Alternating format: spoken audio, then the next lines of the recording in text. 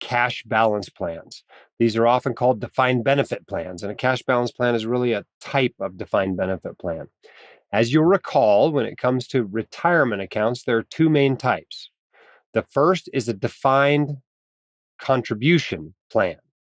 Okay? These are your classic 401ks, 403bs, 457s. Okay, what's defined is the amount you can put in there every year, the contribution. There's no definition of what it'd be worth in the end. That all depends on how well the investments do.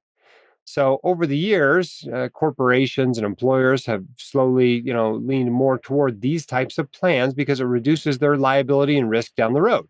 If they promise you a defined benefit in 30 years, the investment risk is now on the employer. It's on the pension plan. If it's simply a defined contribution, the risk of not having enough money for retirement is now on you. That has its pluses and minuses, right? It's now under your control, which is great. But if you suck at investing or you suck at saving, you're not going to have much money in there. You would have been better off with a pension. All right, so that's a defined contribution plan. A defined benefit plan is a pension, classically, right?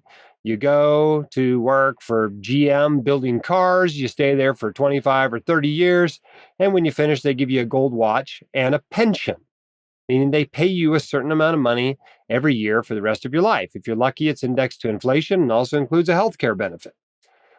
Those have kind of been going away more and more over the years. It's harder to find a job with a pension. These days for docs, maybe the VA and military and, jobs like that. That's about it. Those are about the only ones where you're getting pensions. However, there is a type of retirement account that is called a defined benefit plan / cash balance plan. And the best way to think about this is that it is another 401k masquerading as a pension. So it's required to follow the pension rules. So that determines how much can be put in there in any given year. And it's actuarially determined, meaning you have to get, the pencil pushing actuaries to tell you how much you can contribute. And the way it tends to work is that the older you are, the more you can put in there. So when you get into your 50s or 60s, you can have huge contributions into these defined benefit plans. I mean, contributions like $100,000, $200,000 a year that you can put into a defined benefit plan. And, if you're 32, your contribution is probably not that much. And the reason why is there's a total amount that you can put into these things. And the total amount is supposed to grow to. And so the actuaries calculate backwards and assume a rate of return and tell you, well, this is how much you can put in this year. For example, the defined benefit plan that we have in place at my partnership right now, I'm allowed to put $17,500 into. And the docs that are even younger than me may only be able to put $5,000 into. And yet the docs that are older than me might be able to put in $120,000 a year. And so it's not really fair that way in some respects, but that's because it's a retirement account, a 401k masquerading as a pension. So it has to follow the pension rules. But here's the way, savvy docs are using these things. All right. You start a defined benefit plan. You use it for 5-ish years. You put your money in there, you kind of invest it relatively conservatively. So you take your risk on the 401k side, because you usually have a 401k profit sharing plan, in conjunction with this defined benefit plan. And the defined benefit plan tends to be invested a little bit less aggressively, higher percentage of money in bonds and that sort of a thing. But after 5 or 6 years, there's usually a good reason why you can close this plan. So you close it. There's a few fees associated with that you got to pay the lawyers and the actuaries, but usually not too bad. You close the plan and you roll the balance into your 401k.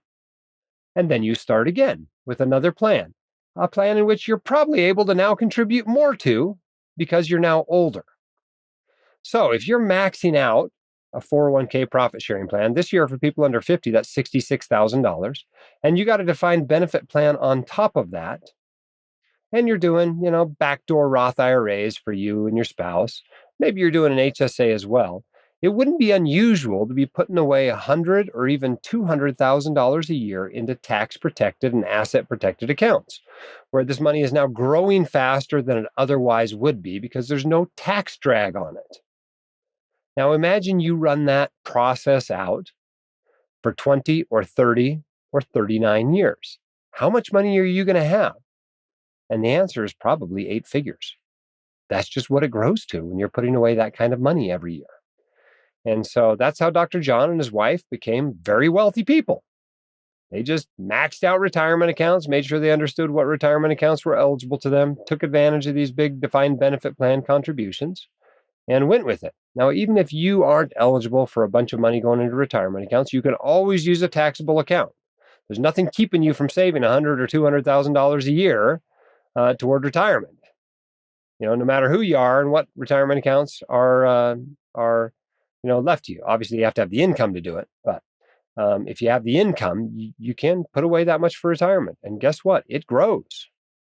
And you will become very wealthy doing that. And you go on and have a very comfortable retirement and can do a lot of good for heirs, for people around you. You can be ridiculously generous, and you can support some serious charitable causes.